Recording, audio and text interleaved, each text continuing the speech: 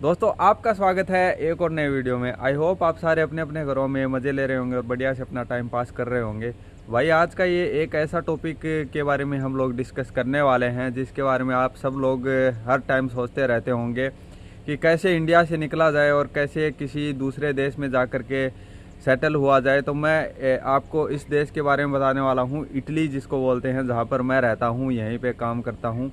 तो यहाँ पर मैं कैसे आया था और आप कैसे आ सकते हो वो मैं आपको एक आइडिया देने वाला हूँ। तो आइडिया से आप ये इन्फॉर्मेशन से आप समझ सकते हो कि आप कैसे यहाँ पर आ सकते हो, आपको इटली का वीज़ा कैसे मिल सकता है और आपको मतलब कितना का क्या खर्चा हो सकता है, आपके मतलब कितना क्या एजेंट लेते हैं आजकल, वो मैं आपको एक आइडिया देने वाला हूँ इस वीडियो में। तो वीडियो में बने रहिए लास्ट तक और वीडियो को बिल्कुल भी स्किप करके नहीं देखना है, नहीं तो समझ में नहीं आएगा आपको बिल्कुल भी। तो चैनल पर अगर आप नए हैं तो चैनल को ज़रूर सब्सक्राइब कीजिए। तो चलिए स्टार्ट करते हैं आज का ये वीडियो। तो सबसे पहले तो भाई आपको एक चीज़ मैं क्लियर कर देता हूँ कि अगर आप इटली आना चाहते हो, यहाँ पर आकर के काम करना चाहते हो, तो आपको क्या देखना है यहाँ पर कि भाई हम कैसे क्या आएँ। सबसे पहले तो आपको है ना इटली की भाषा आनी चाहिए। और देखो थोड़ी बहुत भी आएगी तो चलेगी, थोड़ी बहुत स्टार्टिंग में अगर आपको आएगी चलेगी, क्योंकि यहाँ पर है ना इंग्लिश को बिल्कुल भी प्रेफरेंस नहीं दिया जाता है, यहाँ पर इटालियन लैंग्वेज को ही प्रेफरेंस दिया जाता है। और इटालियन लैंग्वेज अगर आप शुरुआत से सीख के आओगे तो बिल्कुल भी आपका तेल नहीं निकाला जाएगा, बिल्कुल भी आपको निचोड़ा नहीं जाएगा यहाँ पर। मतलब थोड़ा बहुत किया जाएगा क्योंकि काम करवाते हैं तो देखो पैसे देते हैं तो मतलब करना ही पड़ता है काम। तो अगर आप इंडिया में भी अगर 10,000 रुपये कमा रहे हो तो उसमें भी आपको रगड़ के लिया जाता है। तो यहाँ पर तो आपको 80-90 हज़ार रुपये, 1 लाख रुपये आपको देगा आगे वाला, सामने वाला मालिक जो यहाँ पर है। तो वो आपसे कितना क्या काम करवा सकता है आप सोच सकते हो इस चीज़ को। लेकिन है ना उतना ज़्यादा भी नहीं करवाता। देखो अगर मैं आपको बताऊँ ना कि भाई मैं यहाँ पर काम करता हूँ सुबह 4-5 घंटे, शाम को 4-5 घंटे, 2-3 घंटे मान लीजिए शाम को, मतलब 8 या 9 घंटे या फिर ज़्यादा से ज़्यादा 10 घंटे इतने काम करता हूँ मैं। और कभी कभार ज़्यादा हो जाता काम, देखो वो कोई वो नहीं है। लेकिन देखो टॉपिक पे आते हैं अब। तो आप ये सोचते होंगे कि इटली में कैसे जाया जाए, तो इटली का वीज़ा कैसे लिया जाए।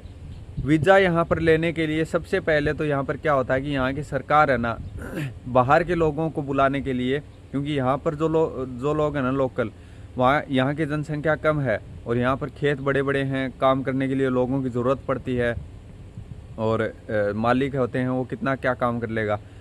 तो वो है ना यहाँ की सरकार है ना फलूसी खोलती है एक, जिसको देख रहे तो फलूसी बोलते हैं। मतलब एक तरीके से बाहर के लोगों को बुलाने के लिए एक मतलब एप्लीकेशन फॉर्म फॉर्म निकालती है। तो उस फॉर्म में अप्लाई करके आप इंडिया से या फिर किसी भी देश से, बांग्लादेश, पाकिस्तान, आप किसी भी देश में रहते हैं, आप कहीं भी आसपास में कहीं भी रहते हैं, मतलब दूसरे देशों से यहाँ पर आ सकते हैं, काम कर सकते हैं। और मतलब सरकार वो देख रहे तो फलूसी खोलती है, उसमें सीटें रखती है, उसमें कोटा रखती है कि कितना कोटा होगा। जैसे कि 1,65,000 हो गया, 1,80,000 हो गया, उससे पिछली बार खुला था, उससे पिछली बार 65,000 70,000 खुला था, उससे पिछली बार 30-40 हज़ार खुला था।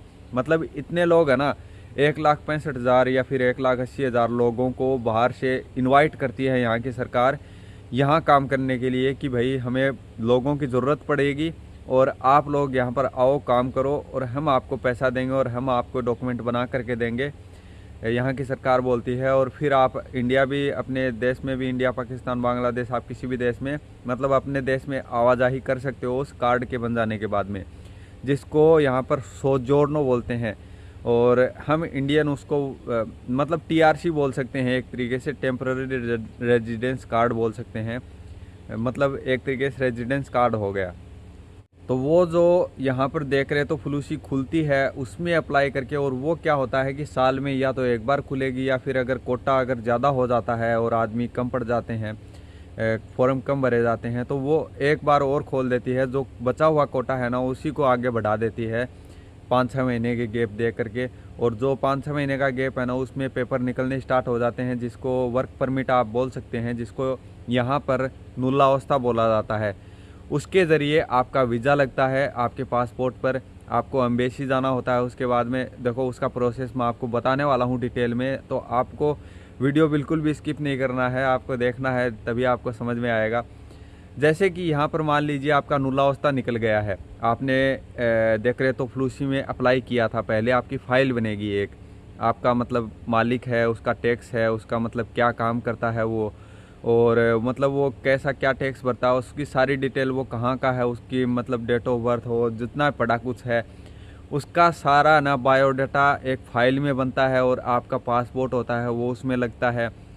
और उसके बाद में है ना मालिक के वहाँ पर साइन होते हैं, उस फाइल बनती है, एक मोटी फाइल बनती है।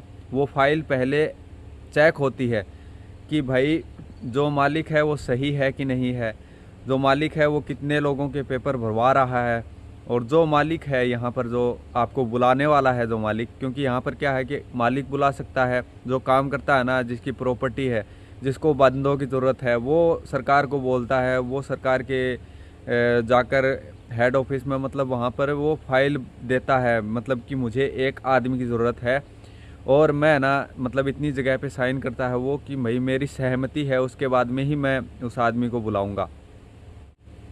तो वो फाइल सबमिट होने के बाद में वहाँ पर चेकिंग होती है, 2-3 महीने का टाइम रहता है, कई बार ज़्यादा भी रहता है, 5-6 महीने का भी रह जाता है, और कई बार 1 महीने में भी सारा काम सेटल हो जाता है। तो 1-2 महीने 2-3 महीने के बाद में क्या होता है, फाइल सबमिट होती है। फाइल सबमिट होती है, एक टाइम रखा जाता है कि 1 तारीख रखी जाती है, जैसे कि पिछले अब की बार रखी गई थी, 5 तारीख रखी गई, 7 तारीख रखी गई, और 12 तारीख रखी गई फरवरी की। और नवंबर के महीने में 2024 में वो फाइलें जमा हुई थी। उसके बाद में ये 4-5 महीने 2-3 महीने में मतलब चेकिंग हुई थी कि भाई ग्राउंड में जाकर, फील्ड में जाकर, कि भाई जो मालिक है वो सही है कि नहीं है, मतलब सारा कुछ। और उसके बाद में जो फाइलें हैं ना वो सबमिट हुई थी एक डेट को, जैसे कि 5 तारीख को हुई थी। जो नॉन सीजन वाले हैं, जो कि परमानेंट वाले पेपर हैं, उनकी फाइलें सबमिट हुई थी।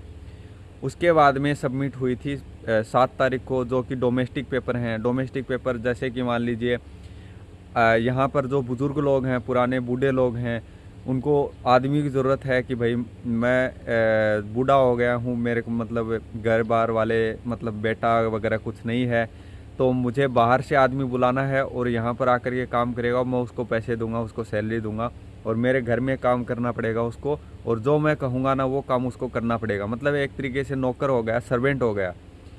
उसको बोलते हैं डोमेस्टिक, मतलब घर के घरेलू काम जो है ना उसमें काम करवाएगा, उसको डोमेस्टिक बोलते हैं। वो 7 तारीख को फाइलें जमा हुई थी। और उसके बाद में जो 12 तारीख को है वो सीजन वाली फाइलें जमा। सीजन वाले मान लीजिए कि यहाँ पर 6-7 महीने की, 8-9 महीने की सीजन चलती है।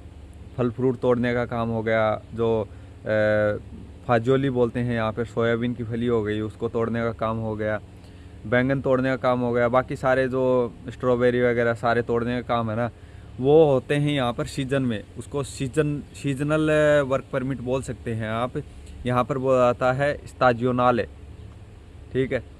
उसकी फाइलें जमा हुई थी 12 तारीख को, और जो बच गया था वो थोड़े थोड़े मतलब बीच बीच में और खुली थी थोड़ी थोड़ी, उसमें जमा हो गई थी, जैसे कि 25-26 को, 27 को, पता नहीं, 12 फरवरी में खुली थी। उसमें भी वो बहुत सारे लोगों ने फिर से अप्लाई किया था, और बहुत सारे ऐसे भी मालिक हैं जो कि उस टाइम पे पकड़े गए थे, जो कि इलीगल कर रहे थे कि भाई मुझे 50 बंदों की ज़रूरत है, मुझे 60 बंदों की ज़रूरत है। तो भाई इतने बंदों की उनको ज़रूरत भी नहीं थी, फिर भी वो फाइलें लगा रहे थे, तो वो पकड़े गए थे। तो उनका जो कोटा है ना वो आगे फिर से बांटा गया था। अब उस फ्लूसी में जो डॉक्यूमेंट मतलब सबमिट हुई थी फाइलें, और जो मतलब उसमें कोटा बाकी रह गया था, आधा कोटा उसमें बाकी रह गया था, वो कोटा फिर से जुलाई में फाइलें बनेंगी, अगले महीने में फाइलें बनेंगी, और उस फाइलों में मतलब आप अप्लाई कर सकते हो। और उसके बाद में है ना जो अक्टूबर के महीने में वो फाइलें सबमिट होंगी, और उसके बाद में 3-4 महीने, 2-3 महीने, 3-4 महीने, कभी कई बार 6 महीने भी लग जाते हैं, क्योंकि अब की बार ज़्यादा टाइम लग रहा है, पता नहीं क्यों। तो ये फाइलें जो हैं वो सबमिट होने के 3-4 महीने के बाद में पेपर निकल जाते हैं, और जिसको नुलावस्था बोलते हैं, वो नुलावस्था आपको मालिक यहाँ से भेजता है, या फिर जो भी आपका रिश्तेदार है वो जिस मालिक से अप्लाई करवाता है कि भाई मेरा बंदा है, आपको अगर आदमी चाहिए तो आप इस आदमी को बुला सकते हो, ये आकर के यहाँ पर काम कर देगा, और सही आदमी है, मतलब कोई दिक्कत नहीं है, आपके यहाँ काम करेगा, और टिक कर काम करेगा, तो वो मालिक है ना उसके पेपर भरवा देता है, और जो नुलावस्था निकलती है ना वो निकलती है उस मालिक को जा कर के लानी पड़ती है, वहाँ पर साइन करके आना पड़ता है। पहले तो PDF भेज देते थे ये लोग। अब क्या होता है, ये फाइल जो नुलावस्था होती है ना वो वहाँ से जा कर के मालिक को खुद लानी होती है, तभी वो देंगे।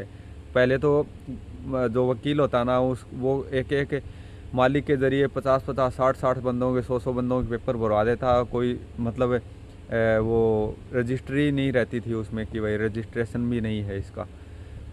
तो अब वो सिस्टम हटा दिया है। जो यहाँ की सरकार है ना वो एजेंट लोगों को, बिचौलियों को मतलब हटाने का सोच रही है कि पूरी तरीके से हटा दिया जाए। जैसे कि मैं यहाँ पर काम करता हूँ ना, तो मैं अगर किसी मालिक को पकड़ के 1-2 आदमियों के पेपर भरवा देता हूँ वहाँ तक तो चलता है, लेकिन कई कई लोग होते हैं वो 50-50, 100-100 लोगों के पेपर भरवा देते हैं और उनका पैसा खा जाते हैं, और मतलब इतना ज़्यादा पैसा ले लेते हैं वो लोग।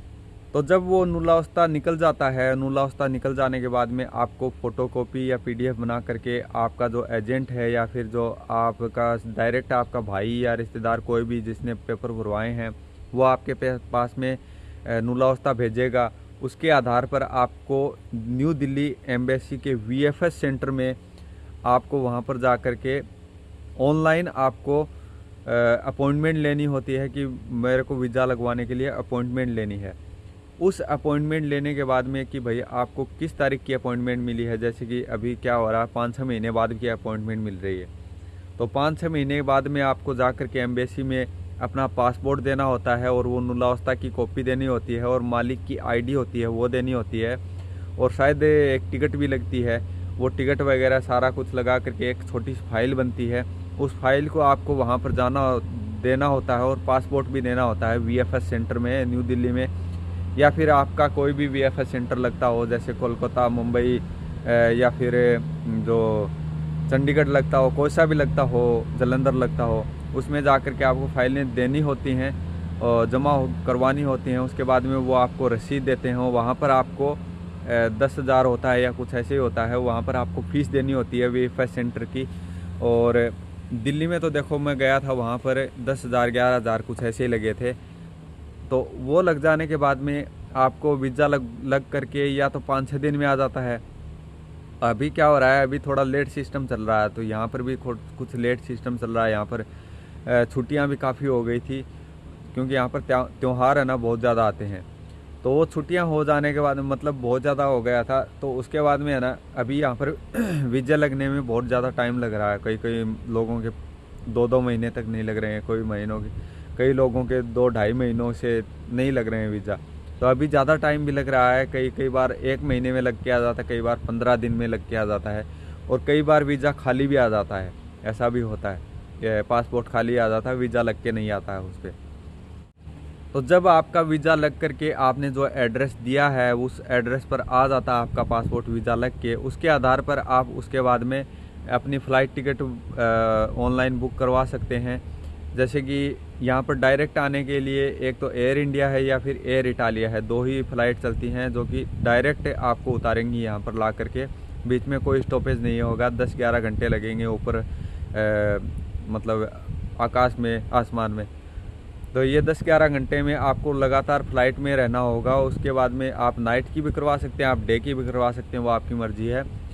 तो उसके बाद में मतलब आप यहाँ पर आकर के उतरोगे, मतलब इंडिया में अगर आपसे पूछे जाएंगे थोड़े बहुत सवाल जो आप कुछ पूछे जाएंगे, वहाँ पर जा कर के आप क्या करोगे, वहाँ पर आपका कौन आदमी है, आप किसके पास जा रहे हो, आपने पैसे दिए हैं कि नहीं दिए हैं, आपका कोई एजेंट है क्या। तो वो आपको अगर पैसे दिए भी हैं तो आपको मना करना होता है कि भाई मैंने कोई पैसे वैसे नहीं दिए हैं, और मेरा भाई है या फिर मेरा दोस्त है उसने मुझे बुलाया है, वहाँ पर मैं काम करने के लिए जा रहा हूँ।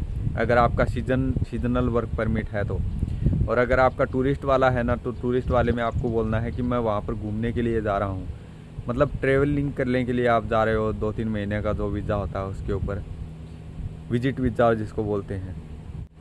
उसके बाद आपकी इमिग्रेशन की मोहर वहाँ पर लग जाती है इंडिया से, फिर आपका लगेज वगैरह मतलब आ जाता है। उसके बाद में आप इटली में आकर के उतरते हो, रोम में या मिलान में या फिर नापोली में किसी भी एयरपोर्ट पे आकर के आप उतरते हो।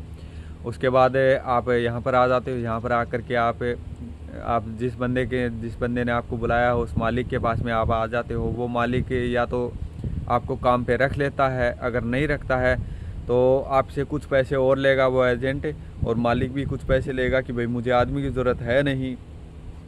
अगर आपको यहाँ के TRC कार्ड बनवाना है, यहाँ का आपको सोजोर्नो बनवाना है, पहला सोजोर्नो जिसको कि परमेसो दी सोजोर्नो बोलते हैं, वो आपको अगर बनवाना है तो आपको इतना पैसा और देना होगा। मालिक भी वो बोलता है, थोड़ा बहुत जो एजेंट होता है वो भी लेता है, और थोड़ा बहुत वकील होता है उसको भी देना पड़ता है। ये करके उसके बाद में आपका पहला कार्ड आ जाता है। पहले कार्ड आने के बाद में आपका 2-3 महीने के बाद में, मतलब जो मैंने एक डिटेल में एक वीडियो बनाया हुआ, आप उस वीडियो को देख सकते हैं। तो ये कार्ड आ जाने के बाद में आपका 2-3 महीने के आपको बुस्ता पागा चाहिए होते हैं। पे स्लिप, जिसको सैलरी स्लिप आप बोल सकते हैं, सैलरी स्लिप आपको 2-3 महीने की चाहिए होती हैं। आप कहीं से भी बनवा सकते हो वो पैसा दे करके, और आप किसी भी मालिक के पास में कॉन्ट्रैक्ट दिखवा सकते हो। जैसे कि अगर आपके पास कॉन्ट्रैक्ट होगा ना, तो आपको पहले मालिक के पास में या फिर दूसरे मालिक के पास में जो भी आप काम करोगे कि यहाँ पर आने के बाद में आपको कॉन्ट्रैक्ट करवाना होता है, वो 39 डेज़ का होता है कम से कम। आपको 39 दिन आपको यहाँ पर किसी मालिक के पास में काम करने का कॉन्ट्रैक्ट दिखाना होता है। उसके बाद में आपको 3 महीने की पे स्लिप या सैलरी स्लिप देता है वो मालिक बना करके, 700-800 कितने भी यूरो की दे सकता है। उसके बाद में क्या होता है, जो सैलरी स्लिप आपको दे देता है उसको आपको लेकर के जाना होता है, आपके वापस से अप्लाई करना होता है, दोमांदा करना होता है। उसके बाद में आपका एक और नुलावस्था आता है यहाँ पर, जो कन्वर्जन वाला नुलावस्था होता है। वो कन्वर्जन वाला आने के बाद में आप फिर से दूसरे के लिए अप्लाई कर सकते हो। तो उस दूसरे के लिए जब आपका प्रेफितुरा हो जाता है, आपके फिंगर हो जाते हैं, बायोमेट्रिक वगैरह सारा कुछ हो जाता है, तो 3-4 महीने 5-6 महीने के बाद वो आपको अगर दूसरा भी आ जाता है, जिसको लवोरो सुबॉर्डिनातो नुलावस्था बोलते हैं, जो सोजोर्नो बोलते हैं, लवोरो सुबॉर्डिनातो। तो आप उसके आधार पर है ना, आप इंडिया में आवाजाही कर सकते हो जब तक वो वैलिड है। वो 1 साल का भी हो सकता है, वो 2 साल का भी हो सकता है, वो 5 साल का भी हो सकता है, कितने का भी हो सकता है वो। तो भाई यही एक सिंपल सा प्रोसेस है, इतना ज़्यादा कोई हार्ड भी नहीं है। अगर आप देखो, मुझे तो, मैं यहाँ पर आया था ना, तो मुझे तो इतना भी नहीं पता था। मुझे तो मेरे हाथ में नुलावस्था था, तो मुझे ये भी नहीं पता था ये क्या चीज़ है, नुलावस्था है क्या ये चीज़ है। मुझे ये पता था बस कि भाई इसके आधार पर वीज़ा लग जाएगा मेरा। मुझे तो ये भी नहीं पता था भाई कि भाई पासपोर्ट पे वीज़ा लगता है। मुझे तो ये लगता था कि जो वीज़ा है ना वो आएगा, जो इटली से आएगा वीज़ा, उसको लेकर के जाना है मुझे। ऐसा मुझे इतना ही पता था बस। और भाई किसी को नहीं पता होता, देखो आप भी अगर नए आते हो ना, किसी को नहीं पता होता। हमें इंडिया का पता है कि इंडिया में आधार कार्ड बनता है, पैन कार्ड बनता है, ड्राइविंग लाइसेंस वगैरह सारा कुछ बनता है। यहाँ पर थोड़ी पता है हमें क्या कुछ बनता है। देखो हम लोग बैठे हैं ना आपको बताने के लिए। मैं जितना जैसे जैसे एक्सपीरियंस करता जाता हूँ ना, वैसे वैसे आपको बताता जाता हूँ कि ऐसे ये होता है, वैसे वो होता है। तो आप लोग अगर मेरे साथ जुड़े रहोगे तो आपको फ़ायदा होने वाला है भाई, सीधी सी बात है। मैं आपको आगे भी सारा डॉक्यूमेंटेशन का प्रोसेस भी बताते रहूँगा। और भाई बहुत सारे लोग हैं ना मुझे कमेंट कर रहे हैं कि भाई मुझे काम लगवा दो मुझे। भाई मेरे पास काम नहीं है, मेरा खुद के ही टोटे पड़े हुए हैं। मेरे खुद के पास इतना कोई बढ़िया काम नहीं है, आप लोगों को कैसे लगवा सकूँ। मैं इन्फॉर्मेशन दे सकता हूँ भाई आपको, मैं आप लोगों को खाली इन्फॉर्मेशन दे सकता हूँ इटली के बारे में। डॉक्यूमेंटेशन का प्रोसेस आपको बता सकता हूँ कैसे क्या होता है। मेरे से काम करवाने के लिए आप अगर बोलोगे तो भाई मैं कैसे करवा सकता हूँ आपका, मतलब आपको काम कैसे लगवा सकता हूँ। और भाई मैं आपको है ना इंडिया से भी नहीं बुला सकता, क्योंकि है ना देखो मेरे मालिक है ना, ये मालिक बस 1 या 2 आदमियों की जगह है यहाँ पे। तो ये 1-2 आदमियों को, ये कोई मेरे पास हज़ारों लोगों के कमेंट आते हैं भाई, किस किस को बुलाऊँ मैं। मेरे 1-2 आदमियों को भी नहीं बुला पा रहा हूँ, क्योंकि ये है ना, ये मालिक भरवाता भी नहीं है पेपर। ये मालिक डरता है, अब ये रूल रेगुलेशन बहुत ज़्यादा टाइट हो गए हैं, तो ये मालिक है ना डरता है कि भाई मुझे है ना पुलिस पकड़ के ना ले जाए और ये सारा काम ना हो जाए। क्योंकि पुलिस अगर इसको पकड़ के ले गई तो ये डेयरी फार्म का काम ठप हो जाएगा इसका, क्योंकि एक आदमी पीछे बचेगा काम करने के लिए, और वो मतलब इतना काम नहीं कर पाएगा। भाई आप लोगों से हाथ जोड़ के निवेदन है कि आप मुझे है ना कमेंट ऐसे मत किया करो कि भाई मुझे बुला लो, मैं यहाँ पर काम करता हूँ, मैं आपको 1 महीने की सैलरी दे दूँगा, आपको 2 महीने की सैलरी दे दूंगा, आपको मुंह मांगी रकम दे दूंगा। भाई मुझे पैसा नहीं चाहिए है, मैं आपको नहीं बुला सकता हूँ। अगर मैं बुला भी सकता ना तो आपको पैसा लेता ही नहीं, मैं फ्री में बुला देता। आपका टिकट वगैरह का वो पैसा तो आपका लगता ही, बाकी मैं कोई पैसा नहीं लेता। और भाई देखो, मैं नहीं बुला सकता हूँ, सीधी सी बात है, मैं बिल्कुल भी नहीं बुला सकता हूँ। हाँ, आगे जा कर के अगर कोई मालिक या फिर कोई कंपनी में अगर कोई ऐसा सिस्टम बनता है कि मैं आदमियों को बुला सकूं, तो भाई मैं बुला दूँगा। आप लोगों का जो टिकट वगैरह का पैसा है वो थोड़ा बहुत लगेगा, और बाकी आप लोग मतलब आप लोगों पर वर्क परमिट मिल जाएगा और आपको काम मिल जाएगा। मेरा क्या है, देखो आप देखो, किसी को अगर काम मिलेगा किसी भाई को, तो वो दुआएं देगा, और अगर मैं उससे पैसे लूँगा ना तो वो मुझे गालियाँ देगा। इसके लिए है ना, मैं देखो ये काम में पढ़ना भी नहीं चाहता हूँ, मैं एजेंटगिरी वाले काम में बिल्कुल भी नहीं पढ़ना चाहता हूँ। और जो यहाँ की सरकार है ना, वो भी बिचौलियों को ख़त्म करने के लिए लगी हुई है, एजेंट लोगों को। तो भाई इस काम में पढ़ने का देखो मुझे तो कोई फ़ायदा लग नहीं रहा है, इसलिए मैं पहले ही पीछे हट गया हूँ इस काम से। और भाई आप सब लोगों का बहुत बहुत धन्यवाद है कि भाई आप लोग हमारे वीडियोस देखते हो, मेरे वीडियोस देखते हो। और आप लोगों ने करीब 1 साल के अंदर ही है ना 6000 सब्सक्राइबर हमारे कंप्लीट हो गए हैं। भाई बहुत बड़ा अचीवमेंट होता है ये, बहुत बड़ी एक उपाधि मिली है। देखे कि 1 साल पहले मैंने सोचा भी नहीं था, 1 साल में लोगों के 1000 सब्सक्राइबर नहीं होते थे, यहाँ पर 6000 हो गए हैं। और आप लोगों की अगर दुआ रही, आप लोगों का अगर सपोर्ट रहा, आशीर्वाद रहा, तो हमारे है ना और भी हम फलेंगे फूलेंगे, आपको भी बहुत ज़्यादा फ़ायदा होने वाला है। और आप लोग सपोर्ट करते रहोगे जैसे जैसे हम लोग वैसे ही आगे बढ़ते रहेंगे। और भाई यही था आज का मेरा ये वीडियो। आई होप आपको वीडियो पसंद आया होगा। अगर आपको इन्फॉर्मेशन वीडियो पसंद आया हो तो वीडियो को लाइक ज़रूर करके जाना है और चैनल को ज़रूर सब्सक्राइब करें। तो मिलते हैं आपसे अगले वीडियो में, तब तक के लिए take care and bye bye.